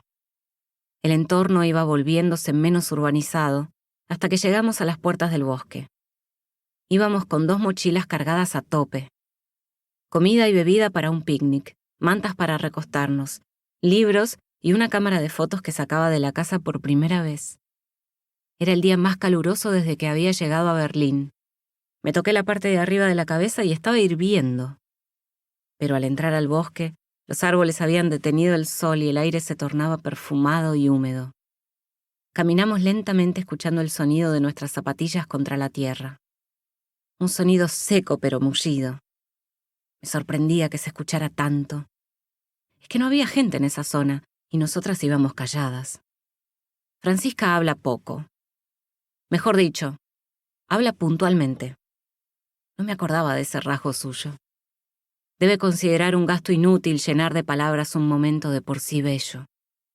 Me empuja a un tipo de comunicación esencial. Si bien podría haber hablado para describir lo que veía con asombro, alegría, etc., ella me incitaba a percibirlo y punto. En la costa del lago había gente. 2 parejas, algunos hombres y mujeres solas, y un par de grupitos de jóvenes desperdigados. Nadie se encimaba con nadie. A diferencia de las playas argentinas, cada uno se da su espacio para respirar. Me saqué las zapatillas y fui a mojarme los pies a la orilla delineada de piedritas. Francisca hacía gestos para que me zambullera, pero no daba para tanto. Necesitaba aclimatarme. Meter los pies en el agua fría ya era bastante. Había algo en toda la situación que me recordaba mucho a Córdoba, y se lo dije más tarde, mientras armábamos los sándwiches. Era como si hubiera elegido una salida que franqueaba el tiempo transcurrido y nos volvía a poner en la misma posición pero en distinto lugar. 10 años más tarde. Ella se reía. Francisca se sacó la remera, el pantalón corto y se metió al agua desnuda. Había otras personas también desnudas, pero lejos. Una mujer con un nene que corría hasta la orilla donde estaba su padre y volvía corriendo hasta ella. Desistí de mi idea de tomar fotos. Alguna vez Francisca me había contado acerca de la Freikorpskultur, la cultura del cuerpo libre, que practicaban con su familia. Pienso en lo hermoso que debe ser sentir el sol sobre toda la piel y luego el agua fría. Por alguna razón que no logro desentrañar, no pude hacerlo. Francisca me hacía gestos de que la siguiera y yo levantaba el libro que tenía en la mano. Sacudía la cabeza como diciendo, siempre igual. Leí tirada en la manta sobre el pasto un rato largo. Pasando las páginas encontré en el libro un papelito que me recordó la feria de editoriales pequeñas donde lo había comprado. Es el número de una rifa, con el 321 impreso en violeta. Miré la cifra y pensé que parecía un conteo, lo previo a un gesto, un grito, una explosión. Cuando volvió, Francisca me salpicó a propósito. Podría haber escrito un poema, pero preferí no glosar lo que vi. Se sentó en la manta y me besó. Su boca estaba fría y un poco azul. Jueves 11 de junio, mañana. Anoche, cuando llegué a casa, no había nadie. Estaba transpirada y con el pelo sucio. Me metí en la ducha directamente. Me sorprendió que no estuvieras, ni hubieras dejado una nota. Me puse el pijama y me acosté, pero enseguida me volví a vestir y bajé al bar. Estabas ahí, con Bergen, Lucas, 2 amigas de ellos y Antonio, un hombre mayor al que me presentaste con muy poca onda. Es un poeta que está haciendo la beca mayor, a la que todos aspiran y de la que quieren saber más detalles. Permanecían ahí, teniéndole la vela a este hombre que aún así me resultó simpático. Me convidaste de tu cerveza y sin mucha convicción me incluiste en el grupo. Antonio estaba notoriamente excitado por hablar en español con gente que lo conocía. Es, además, un gran bebedor. La conversación era animada. Estuve suelta. No tomé la palabra para un gran parlamento, aunque sí comentarios al margen, pequeños chistes. De todos modos, a nadie se le ocurrió preguntarme qué hago, a qué me dedico, mucho menos considerar la posibilidad de que también escriba. En un momento Antonio sintió alguna curiosidad por mí y me preguntó qué estaba haciendo en Berlín. Dije por segunda vez en la misma semana que no tenía la menor idea. Para no quedar tan antipática con tus amigos, agregué que hoy había pasado mi primera tarde epifánica en el bosque de Grunewald. Él sonrió y te dijo, tenés una amiga romántica. Me miraste con deseo por primera vez desde que pisé suelo alemán. Volvimos muy borrachos y nos acostamos. Pensé que quizá podíamos llegar a tener alguna cercanía. Pensé incluso en hablarte, pero giraste en la cama y me diste la espalda. De todos modos, el alcohol ya me había vencido. Caí en el sueño casi instantáneamente. De madrugada me despabilaron tus ronquidos extremos y me fui con la almohada al sillón del living. Cuando desperté con la luz del sol encima y la boca hecha un desierto, armabas un bolso chico. Se me atenazó el pecho. ¿Esto era lo que se estaba gestando? Registraste mi gesto de incomprensión y me recordaste que te ibas una semana a Dresde con otros escritores. Que ya lo sabía desde antes de viajar a Berlín, pero por algún motivo lo había borrado de mi cabeza. Tuve un impulso. Te dije que ayer, en el bosque, me había besado con Francisca. Te quedaste unos 30 segundos mirándome. Por un momento pensé que ibas a enojarte, pero en cambio apoyaste en el suelo el bolso que tenías colgado y me dijiste con mucha seriedad que ahora no tenías tiempo para hablar de eso, que ibas a perder el tren, que por qué te lo estaba planteando en este momento. Me puse a llorar. ¿Qué tren vas a perder?, te pregunté. Entonces vos me agarraste la cara con las manos y me dijiste que a la vuelta hablábamos todo, que no exagerara, que no fuera dramática, que nada era tan grave, que solamente estabas tratando de escribir, que yo sabía de tus obligaciones, que no intentara capturar tu atención con estas cosas. que el lunes próximo volvés. Me abrazaste, besaste, insististe en que no me quedara encerrada y te fuiste. Viernes 12, mañana. El fin de semana se presenta incierto. Francisca llamó 2 veces, pero no tengo fuerzas para atenderla. Tampoco hay nada que quiera conocer en los alrededores. Me pone nerviosa la posibilidad de perderme, tener que preguntar, no entender las respuestas. Está mal lo que hago. ¿Debería salir? ¿Ser más aventurera, loca, romántica? ¿Aprovechar la extranjería, la soledad, la juventud? Entra un mail tuyo avisando que llegaste bien. Me quedo con la mirada en la pantalla, el cursor titilando. No sé qué responder.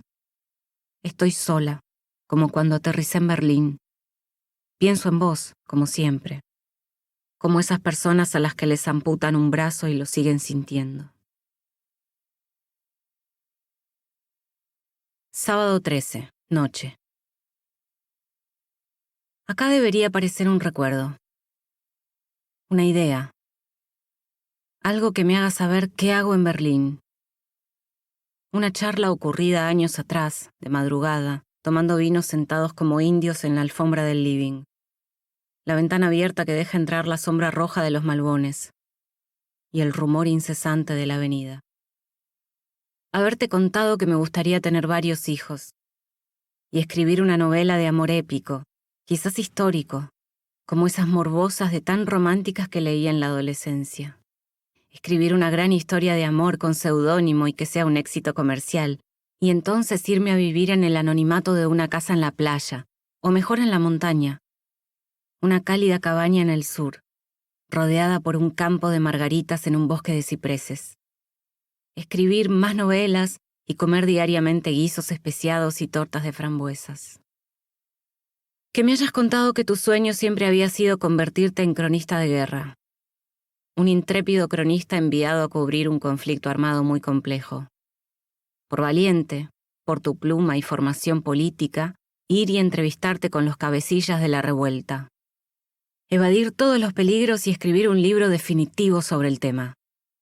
Después retirarte a algún país de lengua extranjera donde vivir con exotismo y mandar notas periodísticas. Mudarte a otra zona de riesgo y repetir el ciclo, siempre rodeado de un halo de misterio. Tarde. Se debería hablar de acontecimientos que nos afectan como un eco, del cual el llamado, el sonido que lo despertó, parece haber emanado en algún momento en la oscuridad de la vida transcurrida. También Benjamin, en Infancia en Berlín. Noche. Hubo un tiempo en que Europa estuvo recortada por muros. Los muros de piedra protegían a las poblaciones de los bandidos, o las dejaban a merced de los bandidos del interior. Construir en piedra una defensa, o una separación, no es algo que se pueda hacer solo. Para separarse por lo menos tiene que haber 2. Fui hasta la plaza de la esquina a sentarme con un libro. Una mujer joven jugaba con un nene de 3 o 4 años en un tobogán ancho y plateado, de un material parecido al acero inoxidable, por el que podían deslizarse sin problemas 2 niños tomados de la mano. El deslizamiento del pequeño era perfecto, rápido, feliz, directo a las manos de la sonriente señora, probablemente su madre. Subía las escaleras solo, con cierta dificultad para poner una pierna gordita arriba de otra, pero con las manos muy firmes en las barandas. Y luego, otra vez para abajo veloz, por esa superficie que parecía enmantecada. ¿Quién pudiera deslizarse así por el mundo? El sol se ocultó tras unas nubes espesas y no parecía que fuera a descubrirse. Sentí una humedad traicionera que empezaba a instalarse en el aire y volví a casa. Domingo 14, mañana. Durante casi 30 años la ciudad estuvo dividida en 2. Es lo que pensaba antes de llegar, pero gracias a las aclaraciones de Bergen, ahora sé que estuvo dividida en 4. Área soviética, área francesa, estadounidense y británica, aunque entre estas 3 últimas se podía circular libremente. Es la mayor obviedad para decir sobre Berlín, pero a la vez, para quien no la conoció en ese entonces, cuesta ver la sutura. Imaginar la barrera electrificada y las ondulaciones a su alrededor como las de una cabeza peinada con raya al medio. El muro que atravesaba la ciudad medía 45 kilómetros. Hoy existen 2 fragmentos que lo recuerdan. Son como museos al aire libre. Uno es la Bernauer Straße, de 1,5 kilómetros. El otro es la East Side Gallery, de una distancia similar, atiborrada de murales. Ahí está la célebre ilustración del beso entre Brezhnev y Honecker.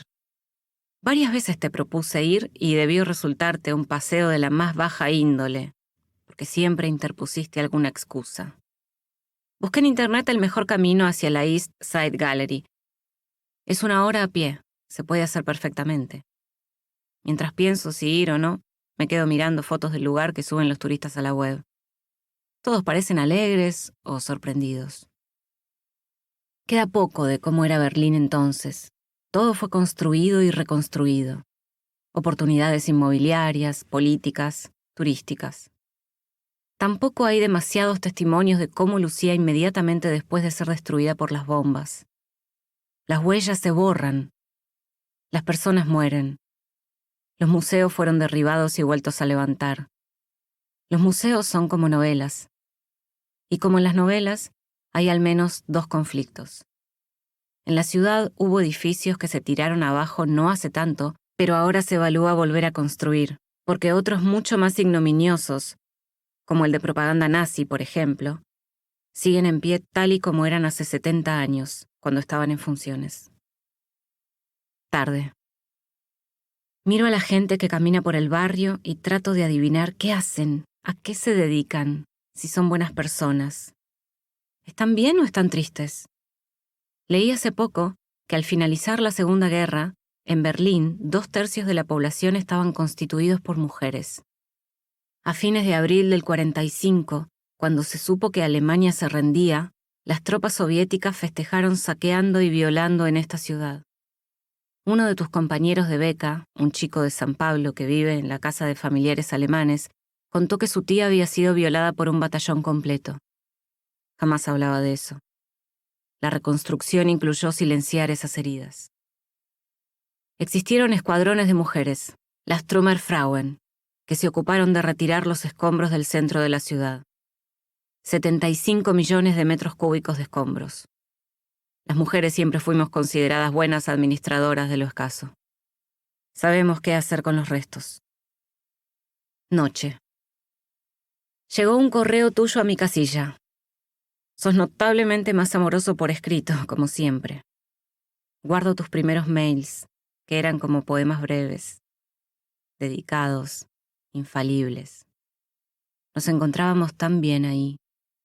En ese momento pensaba que eras de la clase de persona que en lo epistolar se abre a la comunicación, pero en el vivo se torna inaccesible.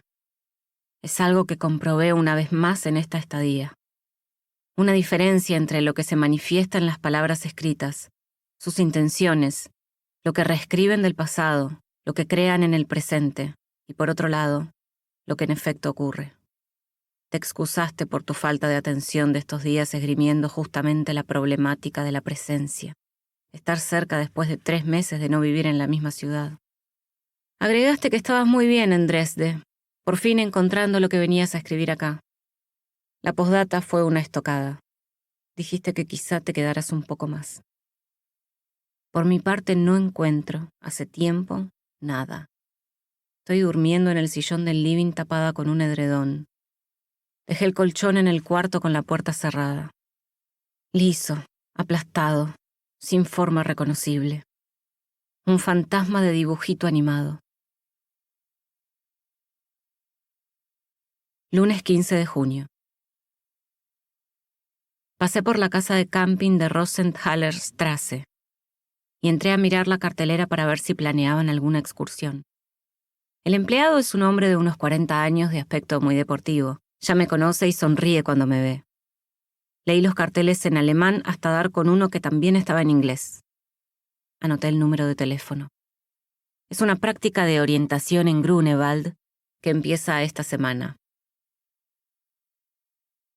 Miércoles 17 de junio. Noche. Llené una mochila con los elementos necesarios. Algunos los había comprado especialmente, otros estaban en la casa. Una linterna, una lona, la botella de agua, un cuchillo, protector solar, la brújula y este cuaderno. Nos encontramos mañana a las 7 de la mañana en la entrada con Albert, el instructor, que dio la casualidad de que era amigo del empleado del camping al que veía siempre. Cuando me acerqué con el flyer en la mano al mostrador, me dijo que era él quien organizaba la excursión, que iba a estar ese sábado. Me dio 1000 recomendaciones y me regaló una botella térmica. Compré una brújula innecesariamente linda, pero que me cautivó por su forma anticuada. Anoté su celular por cualquier cosa. Su nombre es Bastian. Jueves 18. Grunewald. Fui en S-Bahn sola por primera vez, repitiendo el camino que habíamos hecho con Francisca. Reconocí algunas calles por sus árboles, otras por sus negocios, algún detalle de la arquitectura. La ventanilla me devolvía mi inefable imagen con gorrita. Sé que no me favorece, pero no quería cometer una torpeza por coquetería. Estaba nerviosa. La actividad iba a ser guiada, pero quizás algún recorrido tuviéramos que hacerlo solos. La brújula temblorosa me indicaba que estábamos yendo hacia el oeste. Albert es inconfundible. Debe medir cerca de 2 metros. Tenía puesto un buzo amarillo fluorescente y sonreía con confianza. Junto a él estaban Bastian y 3 chicas muy atléticas, otros 4 hombres fornidos, uno de ellos pelado y sin gorra. Para no incomodar a nadie, hablaban en inglés. Empezamos a caminar hacia el punto de largada, donde nos iba a dar la charla introductoria a los que veníamos por primera vez. No quería hacer esfuerzos idiomáticos. Sonreí, me amparé en una comunicación esencial. Albert repartió unos papeles, un mapa, una línea de objetivos que debíamos cumplir, y pidió que nos presentáramos. Cuando me tocó el turno dije que estaba ahí porque soy escritora y amo la naturaleza, pero nunca supe cómo relacionarme con ella. Ante la mirada extrañada de mis compañeros agregué que cuando era adolescente practicaba andinismo y trekking, pero que me había alejado en pos de una vida rodeada de libros, inevitablemente sedentaria. Era falso, pero ¿quién podía comprobarlo? Mis compañeros asintieron convencidos. El instructivo de Albert estaba en inglés y decía, traduzco, técnicas básicas de orientación. 1. Relacionar siempre los símbolos del mapa con los elementos del terreno. 2. Conocer siempre dónde estoy. 3. Orientar el mapa. 4. Seguir elementos guía y planificar el recorrido. 5. Estimar distancias. Caminamos en fila hasta una zona de bosque más cerrado. El sol estaba alto. Alterné mi mirada entre la mochila de la chica que me antecedía y los costados del camino, donde árboles distintos me lanzaban sus mensajes. Hojas varias, pequeñitas como lágrimas unidas por un tallo largo, robustas como acelgas, troncos gruesos de diversos marrones. Todo lo demás era verde como en un sueño que no tenía hace mucho. El aire parecía tangible y llegaba más. Albert dijo que lo que íbamos a hacer era una práctica, un ensayo grupal para después ir a otros terrenos más difíciles. Es lo que creí entender. Dejamos las mochilas y tomamos agua mientras recuperábamos el aliento. Nos pidió que sacáramos el mapa e intentáramos ubicarnos. Los dibujos eran rarísimos, garabatos con rayas, círculos y puntos. Unas líneas concéntricas, como escalinatas desprolijamente circulares, me parecieron marcas de nivel. No estábamos en un terreno plano. Algo se esclarecía, pero muy poco. De a uno todos iban diciendo, «Ahí está, ok, acá estamos». Yo no me pronuncié, no sabía dónde estaba, era confuso, podía ser un lugar u otro.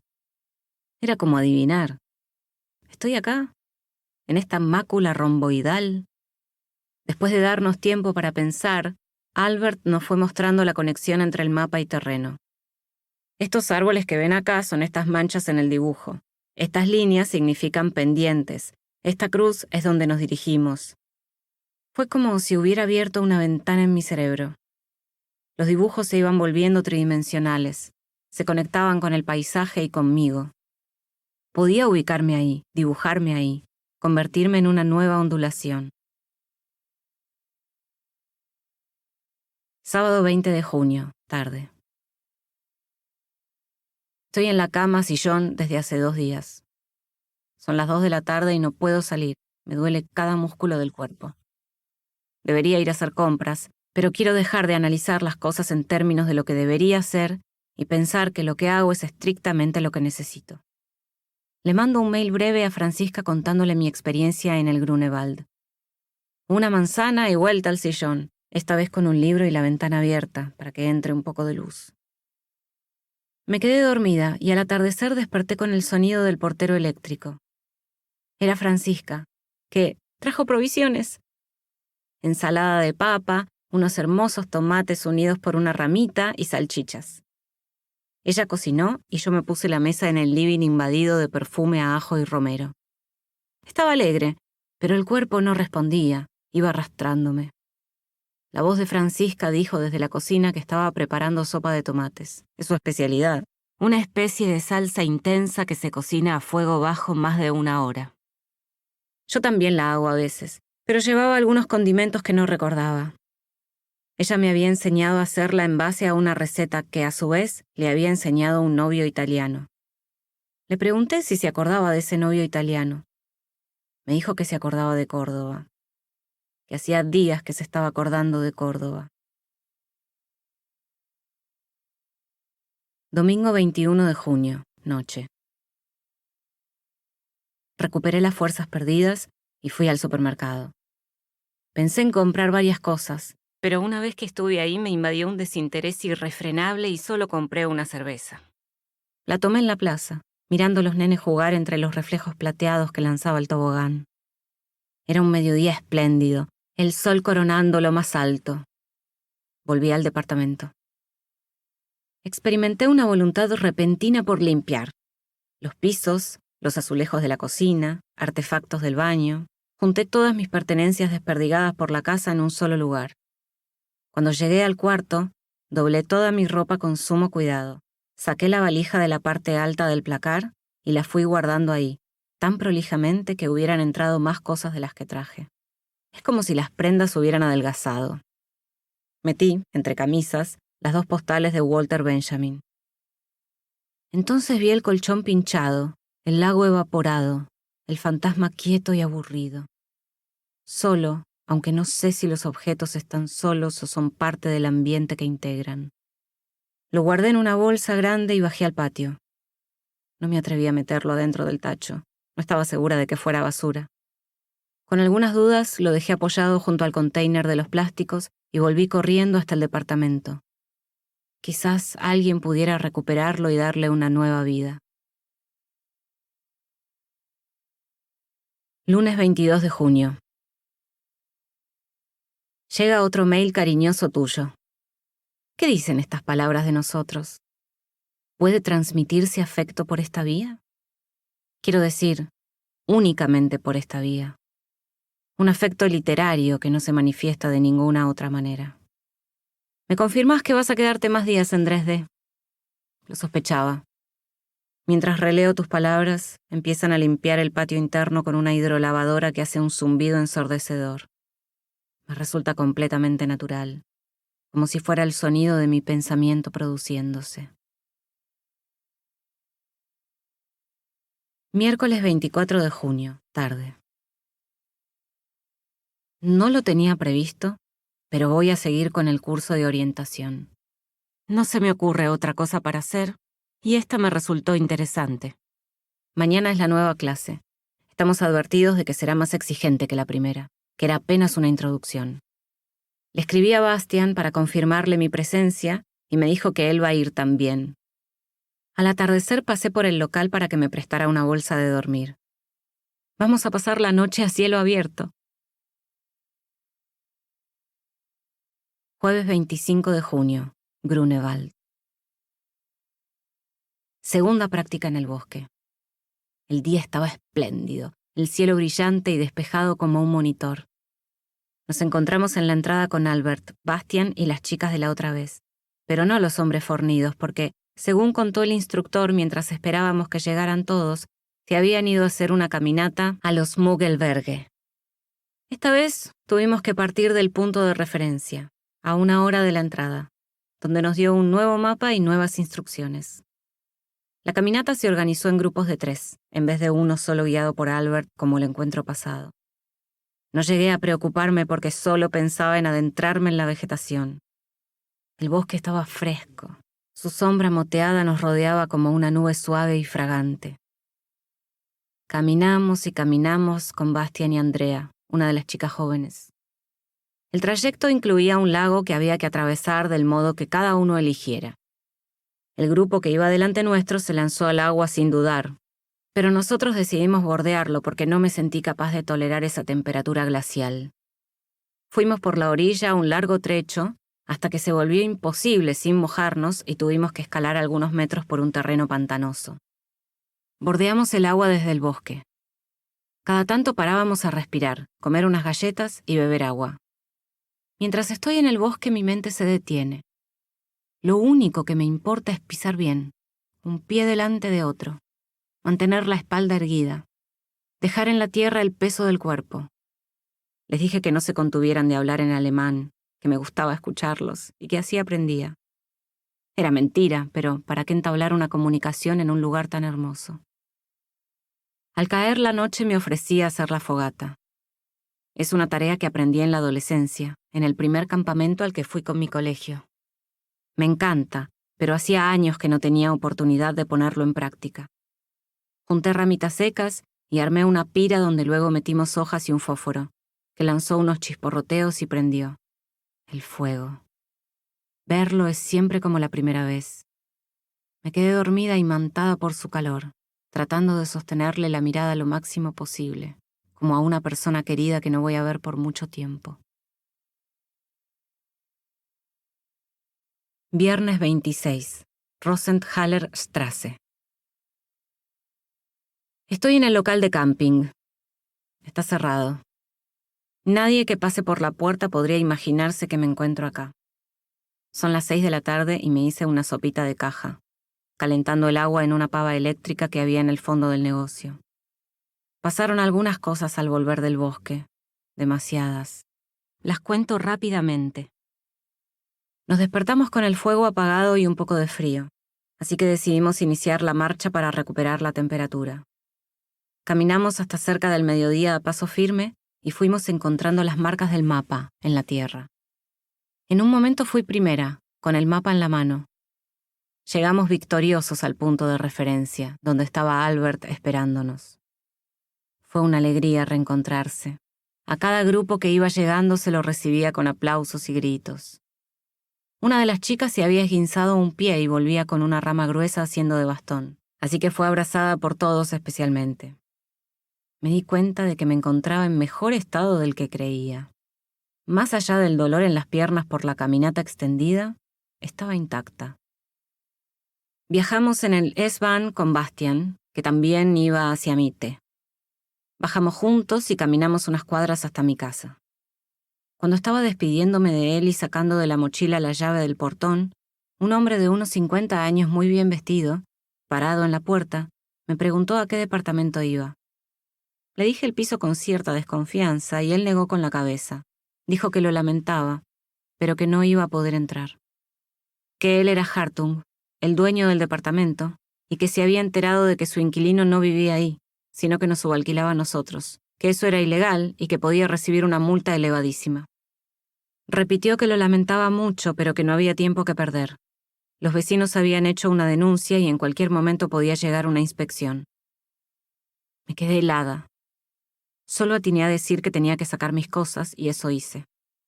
Al rato estaba con la valija en la puerta como el primer día, cuando vos todavía estabas acá. Podría haberme puesto a buscar un hostel, pero estaba cargada, sucia de barro y agotada, un poco sin saber para dónde disparar. Bastian me ofreció ir al local de camping, que hasta el lunes estaba cerrado. Había cocinita, baño y podía usar internet para buscar con más tranquilidad dónde quedarme. Ya tenía conmigo una bolsa de dormir. Estoy en una carpa, adentro de una escenografía de alta montaña escribiendo en este cuaderno. Pasé de la supervivencia en el bosque a esta ficticia, aunque quizás sea la real. ¿Dónde estás? Hace un rato me bañé y me puse ropa limpia. Te escribí un mail contándote la situación, pero aún no obtuve respuesta. Tu teléfono está apagado. Perdido. Fuera del área de cobertura. ¿O estás perdido vos? ¿Esto es perder a alguien? ¿Que ese alguien no esté por ninguna parte? ¿Física o metafísicamente inhallable? No. Ni vos ni yo estamos perdidos. Este cuaderno se termina, le quedan muy pocas hojas, pero lo voy a escribir hasta el final. Sábado 27, mañana. Sueño que estoy en mi cama de Buenos Aires. Al lado también estoy yo, pero muerta. Es mi cadáver. Está en una bolsa de plástico negra en el piso. No llego a ver su materialidad, pero sé que está ahí. Estoy levemente triste, pero al mismo tiempo hablo del asunto con mis padres y no parezco ser un fantasma. Soy dos. Vamos a una funeraria que parece municipal, deteriorada y sucia. Lloro por tener que hacer mi velatorio en tan feo lugar. Es el primer entierro que me toca organizar y es el mío, le digo a mi madre. Todo se demora. Temo la putrefacción de mi cuerpo por la lentitud a la que nos somete la funeraria. El sueño continúa con una sensación de muerte más aceptada, nocturna y romántica, en la orilla de algo.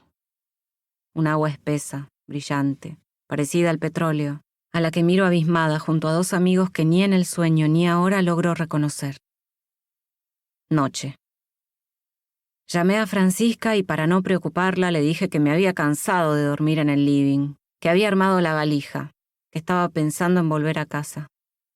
Su voz se tornó ronca y empezó a balbucear palabras de despedida con dificultad, como perdiendo el español de forma repentina. Entonces le pedí su dirección, la anoté y le dije que me esperara. Salí a la calle. Antes de cortar me dio algunas indicaciones para ir a pie, que tratara de tener claro dónde era el sur y que iba a llegar si caminaba en línea recta. No era demasiado lejos. Gotenstrasse, 15. Saqué de adentro de un libro ya guardado el mapa que me diste cuando llegué. Fueron pocas las veces que lo usé. Ahora me doy cuenta de que el regalo quería decir, arréglate sola. Finalmente lo hacía. Caminé 1 hora reloj, acompañando la caída del sol. Al tener que desviarme por una plaza muy grande, estuve a punto de perder el rumbo, pero pregunté y aparentemente seguía en la dirección correcta. Aunque mis interlocutores casuales no querían hablar en inglés y me contestaban con unas palabras que no terminaba de entender. ¿Era el nombre de la plaza que acababa de cruzar o de la calle que tenía que tomar? Indagué un poco al tuntún en un local de shawarmas, donde me miraron con incomprensión, a una pareja de adolescentes que se encogió de hombros y a un hombre mayor que no supo decirme. Una anciana de pelo muy negro que estaba parada en la puerta de un edificio y seguro me escuchó, me miró fijamente y señaló con un dedo en una dirección. Comprobé con mi brújula que era el sur y seguí su directiva sin dudar. A paso firme llegué a Gotenstrasse. Reconocí la puerta de la casa de Francisca. Dudé algunos segundos, pero finalmente decidí no tocar. Reinicié la marcha en dirección contraria. A las pocas cuadras la llamé por teléfono para decirle que me había perdido, que volvía a casa. Francisca se rió y me dijo que no me preocupara, que nos veíamos en Buenos Aires. Le dije que más le valía, que la esperaba. Le agradecí por haberme llevado a Grunewald. Lo más lindo que hice en Berlín fueron esas caminatas. Mientras esperaba el semáforo levanté la vista al cielo, abrumada por la serie de sucesos de los últimos 2 días. Era ese momento tan azul, cuando la luz del día todavía brilla, adentro de la noche. Un globo de helio rosado cruzaba la avenida. A última hora llega un mail tuyo que dice que te apena lo que pasó, que llegas pasado mañana, que estás cerrando tu texto. Y me pedís algo que me doy cuenta que no voy a poder hacer. Esperarte. Domingo 28, mañana. Última hoja del cuaderno. Se escuchan unos pájaros primaverales desde algún árbol cercano al local. Hay más silencio que de costumbre, porque hoy no se trabaja. Creo poder escuchar el sonido de sus movimientos entre las ramas, Son varios y juegan, cantan y se responden. La plaza de enfrente debe estar vacía. Todas mis cosas están en la valija donde apoyo la cabeza. No tengo ansiedad ni preocupación, ni estoy esperando algo que no se presenta. Asomada por la abertura de esta carpa, veo un ploteo de montañas nevadas pegado a la pared. Un futuro posible o una vista donde reposar la mente. Quizás esto pueda parecer un poco difuso como cierre. Es así. No se puede terminar un diario con un final conclusivo. Se sigue en un cuaderno nuevo o se deja. Se abandona la escritura hasta otro momento. Levanto las persianas para que entre un poco de luz natural y me siento en la puerta. El sol inicia su recorrido en la bóveda celeste.